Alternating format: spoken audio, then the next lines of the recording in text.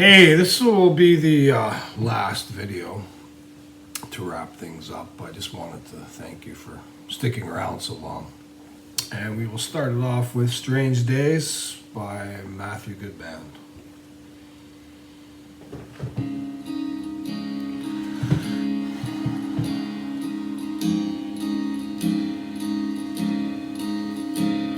Good morning, don't cop out. You crawl from the cancer to land on your feet. Are you crazy to want this, even for a while? We're making this shit up. The reasons will be easy to pay. You can't remember the others, they just kinda went away. So you're driving to rush out, the cars on the freeway are moving like slugs. You drift off to wake up. Do you always hit the brake? We're lying for a minute. The strange days are coming. You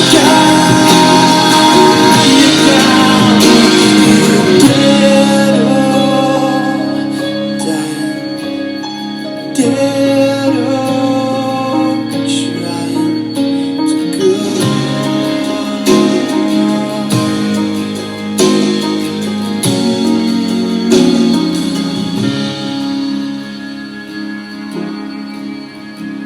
It's evening, you're tired. You sleepwalk a robot out to the street. Crazy to want rest, even for a while. Driving to rush hour, the cars on the freeway moving backwards into a wall of fire. Backwards into a wall of fire. Backwards into a wall of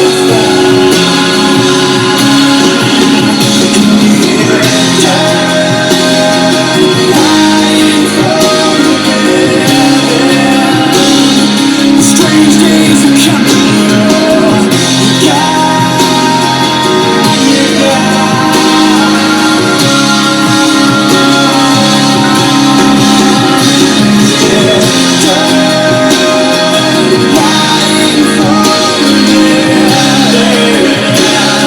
Strange days are coming.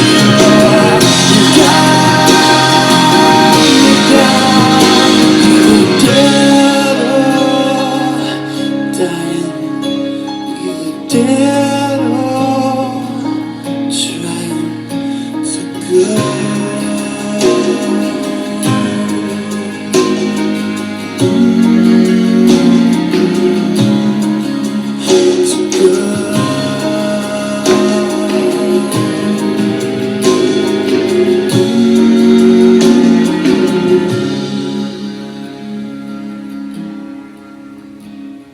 Good morning, don't cop out.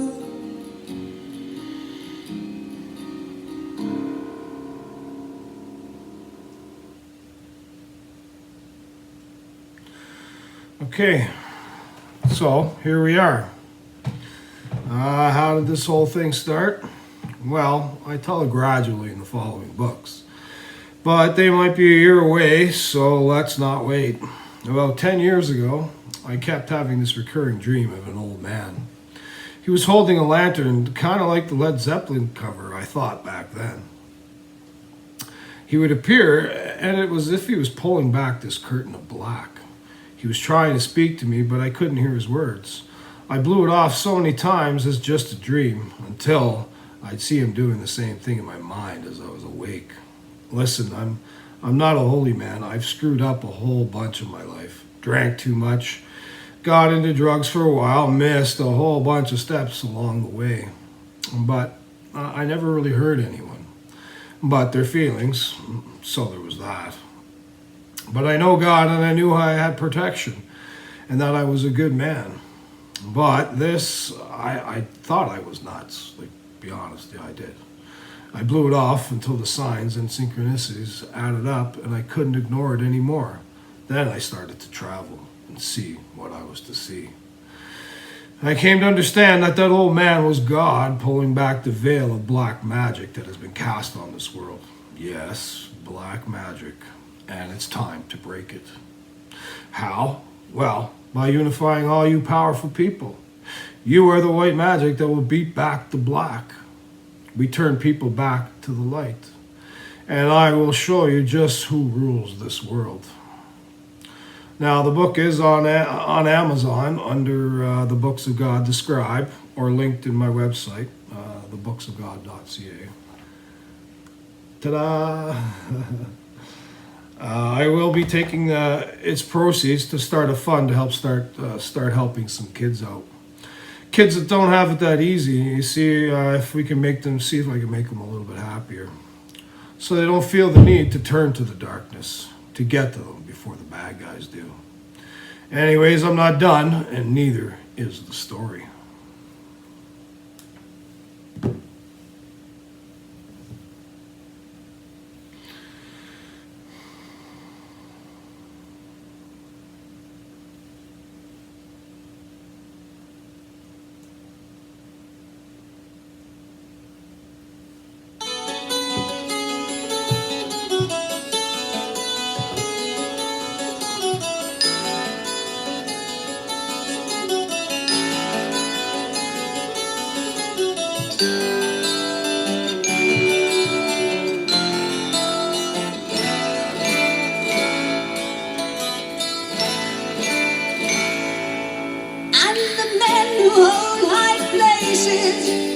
Must be the ones who start to mold a new reality, closer to the heart, closer to the heart. Blacksmith and the artist reflected in their art and forged their creativity, closer to the heart. Yes, closer to the heart.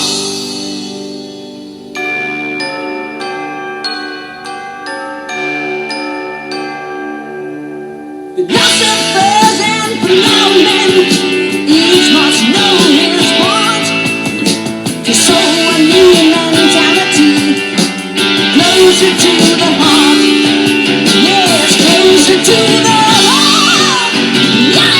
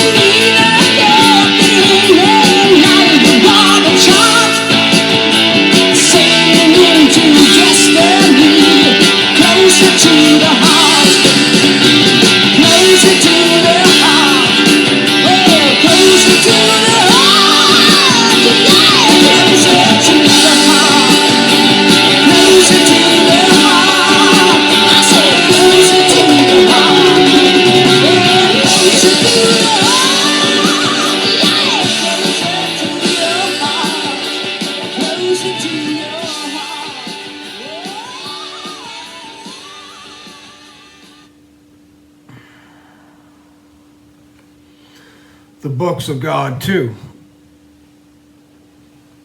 The Guardian, the Fire Feather, 1300 AD-ish. Spirit ran alongside his father as fast as a 10-year-old could. He loved hunting and scouting with him when he could tag along. It was his favorite, but today was different. This hunt was serious. He was Algonquin, and his people had been warring with the neighboring tribe. They had slipped into the Algonquin camp overnight and stole away his older sister. As he ran, he felt very heavy in his chest, as if it were to burst. His father leapt over a fallen tree. Spirit did as well, but tumbled and landed, scraping up his knees. His father, in desperate pursuit, unknowingly left him behind. Spirit rolled to a stop, jumped to his feet, and tried to gain his bearings. He could hear the crashing through the forest, so he followed. As he ducked through branches and maneuvered stumps, he caught sight through the brush. 2 streaks, one black, the other an orange-brown. He could hear their breathing as they kept pace with Spirit in pursuit of his father. He should have been afraid. He should have turned away from their company, but he didn't. He entered a clearing. The moonlight lit the late summer night. As Spirit leapt out onto the grass, so did 2 huge wolves. Neither party stopped, neither were afraid. He looked at them, and they both turned their head in response, tongues hanging with their pants. Spirit nodded ahead and picked up his pace, and so did the wolves across the field. He could see his father at the end of the clearing dashing into the forest. Spirit called out, "Father, wait!" His father shook his head as to clear it and waited for him to catch up. "Sorry, boy, I'm not thinking clearly. We are almost there. Their tracks have slowed as to rest for sleep. They won't be far. Father, we should wait for the men to catch up." His father, being the tribe's top tracker, no one could keep up, and the rest of the men had been held up with counsel, decisions that may send them to war. Father would not wait. He packed a satchel, his axe, knife, bow, and full quiver. Spirit tailed him and kept silent till it was too far for Father to send him back. He told Spirit to stay close until they tracked him down. "Okay," he said, "I need you to stay back here. I need to take them by surprise before they get too far." He pulled his sharpened stone dagger. "I love you, son," and 2 arrows slammed into the tree his father crouched next to. Snap, snap. His father fell to the ground and rolled into some brush, yelling for Spirit to get down. Spirit ducked, and 2 more arrows flew past and into the distance, missing their mark. He rolled alongside his father into the bush, cutting up his arms and legs. "They spotted us. They will alert their camp. I need to get to them." As arrows flew through the forest, sending leaves and branches flying, his father went to stand, but Spirit grabbed him by his arm. "No, you can't. You need to sit. They will hit you." His father went to mouth something when screams pierced the night from the direction the arrows were shot, a muffled roar, and then silence. They held up in the bushes a few seconds. Father got to his knees and crouched out of their cover. He nodded to Spirit and headed in the direction of the ambush. Spirit followed.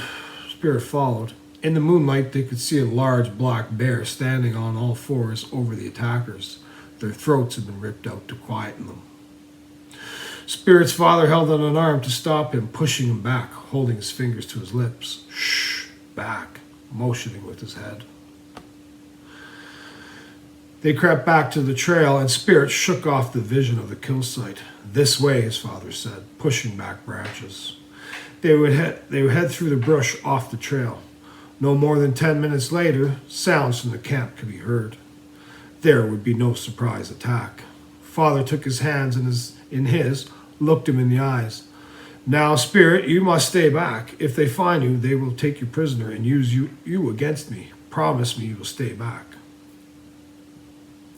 "But Father, why don't you wait until the men catch up?" His father started to contemplate the idea when a voice could be heard calling to them. "You out there, we know you're here. I have your woman. If you don't come out, I will spill her blood here and now." The man's voice echoed through the trees. Spirit's blood boiled. His father's boiled over. "Go back. Our men will find you. I've got to get out there. I love you." Spirit started to cry. "Now go." His father watched to make sure Spirit headed back and then started towards the camp. Spirit doubled back, of course, sneaking up to the camp where he saw a man standing beside a fire. The sun was coming up, giving everything a blue tint. The man had someone on their knees in front of him, and when he swung around, Spirit could see that the man had his sister around the chest and held a knife to her throat. Father stood not 10 paces away and was slowly moving closer. The man yelled for him to stop, and then he would. But after an exchange of words, Father would slowly make his way closer, all the while his hands in the air. The man struggled to move backwards, and his sister was pushing on him. Father was within 5 paces now. The man's voice got louder, and Spirit could faintly hear him say, "Stay back, are you a madman?" The man was scared. The camp surrounded them, and the men had their bows drawn and weapons unsheathed. Spirit wished his father would just back off, but the fury in his eyes, Spirit knew that. Father's head jogged back as the first arrow hit him in the back. He jumped forward and started to lunge at the man. Thud, thud, thud. Blood sprayed in a fine mist at his back. Father's face became more determined. He spat out blood before it choked him. With buckling legs, he stumbled towards the man. Spirit screamed out. The man, startled, pulled the knife across his sister's neck, opening up a gash. As she grabbed for her throat, gargling, the man threw her towards Father, and they both collapsed to the ground. Spirit's chest pounded so hard and felt as if it was on fire. He could not speak. His mouth dried. He started running towards the man in a red fury. He felt as if he would explode with rage. Before he could reach the man, arrows began to fly towards him. Streaks of gold and black darted through the camp, and he could hear the screams of the men being torn up by the wolves. There was a roar from bear in the distance, and men shouting and running. Where Spirit gained such speed he didn't know, but he had almost run the man down. When the man turned to his pursuer, he held out his knife, still soaked in his sister's blood. Spirit stopped, and the world went red. He felt his chest burst open, could see the blast of light cut through the man and melt him away. He turned to the camp and let his burning fury melt away the world. Over the hills and through the bush, the Algonquin tribe's leader led the search party. They knew exactly where they were headed, towards the loud clap of thunder and the plumes of smoke in the distance.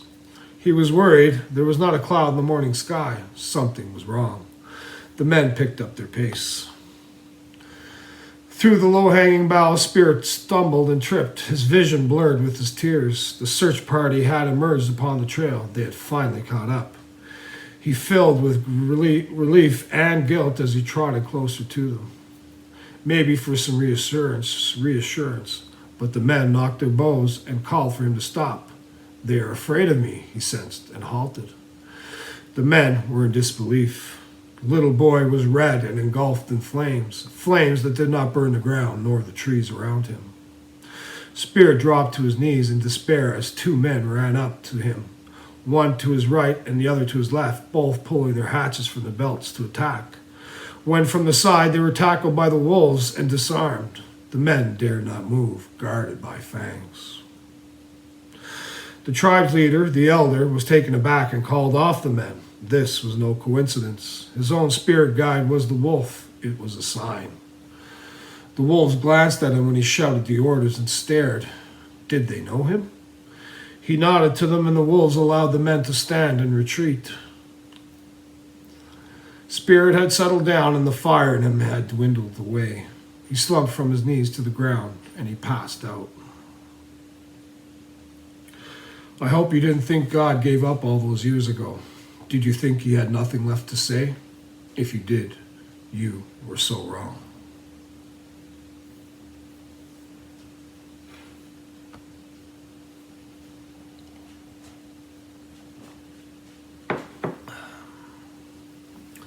Epilogue, the Scribe.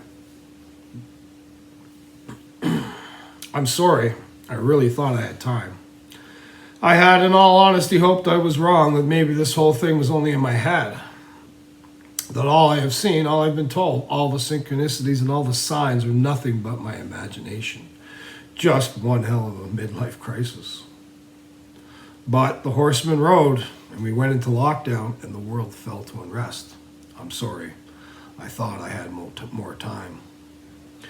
But we are here now, and that's a start. You've come this far, and I'm impressed.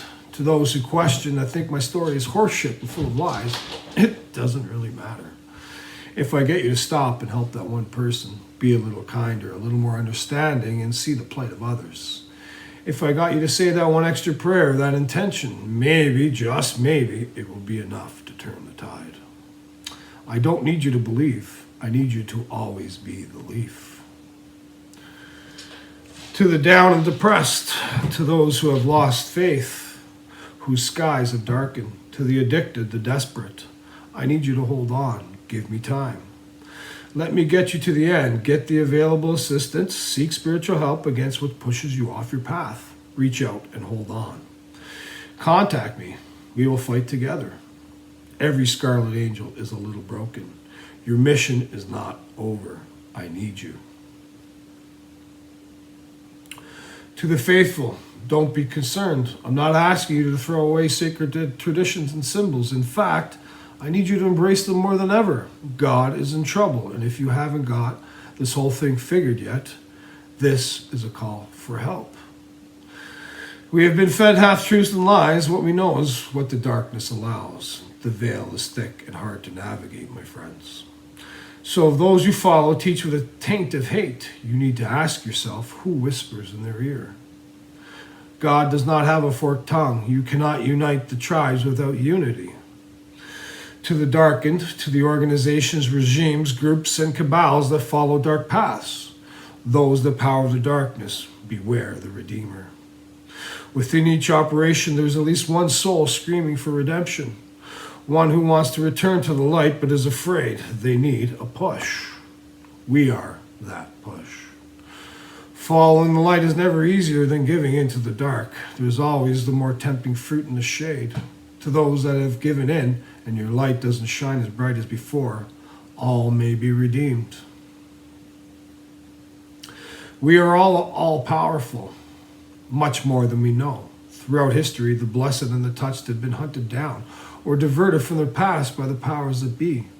They feared their power, they feared their own inner magic as well, sometimes rightfully, as the darkness will pull the magical into the shadows. To the blessed, I need your help. To the artists, to those who have broken through to the records, if you think life is about fame and fortune, if you think your job is done, well, you're wrong. It will be up to you to create the song. It will be up to you to inspire the child. And it's up to you to pull the people together. And you cannot stop until the whole world sings. So support the artists, buy their music, search through their creations. We all know God hates a coward. Well, he hates a cheapskate as well. To those who live their life only for themselves, those who don't care for the good and for the good of the whole. To the perfect and impeccable, to those who cannot see their own faults and become offended when exposed. To those who prioritize profit over people. To those who feed off society and do not contribute. To those who float in the gray, you're simply in the way. To all those who might have figured out who I am, please, like Gandalf said, keep it secret, keep it safe. Finally, when there's a copy of this series in every mental health clinic, every hostel, in every jail and institute, in every school, every police station, in every army barrack, so we can to be able to reach all those in need. When everyone has a chance to understand, there will be change. And then I can rest. Till then, we need to be careful who we feed our power to, my friends, to not hurt others and darken their lives, to not lash out when we could have spoken. It's a long journey I'll take you on, but when I pull you through, piss you off, maybe even break your heart, then you'll be ready. I know you'll lace up your boots and join the fray. I know you'll help me. Live with honor, live forever. I am the scribe, and you are being called upon.